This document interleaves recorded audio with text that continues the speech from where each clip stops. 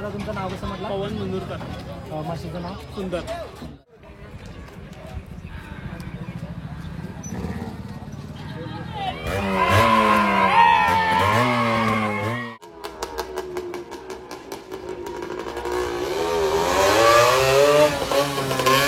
मित्रांनो, तुमचं Bakalo racing club या आमच्या यूट्यूब चॅनलवर स्वागत करतो.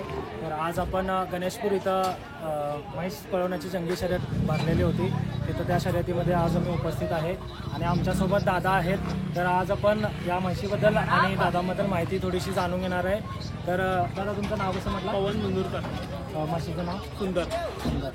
तर तुम्ही मित्रांनो पाहू शकता, म्हशीचं नाव सुंदर आहे आणि दादांचं नाव पवन मनोरकर आहे. तर दादा, याच्या आधी म्हणजे तुम्ही शर्यतीला म्हैस वगैरे सोडलेली आहे. मग आता तुम्ही ही म्हैस शर्यतीला सोडता, तिला काय सराव वगैरे देता? सराव देतो की पावणीला घालतो, परत सकाळी 5ला घेऊन जातो पळाला, तेवढं हे करतो. आणि हिच्यासाठी काय स्पेशल खाद्य वगैरे खाद्य देता? तुळशी, परत मटकी वगैरे खाद्य घालतो, दूध घालतो, अंडी घालतो.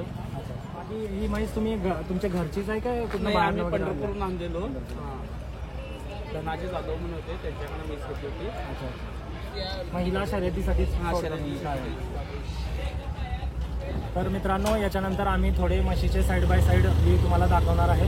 तर तुम्ही म्हशीचे साईड बाय साईड व्ह्यू पण पहा आणि हिचं शर्यतीत पळतेले सुद्धा व्हिडिओ आम्ही या व्हिडिओमध्ये ॲड करणार आहे. आणि अशाच प्रकारचे नवीन नवीन व्हिडिओ पाहण्यासाठी तुम्ही आमच्या बफॅलो रेसिंग क्लब या यूट्यूब चॅनलला सबस्क्राईब करा आणि व्हिडिओ आवडल्यास नक्की लाईक करा.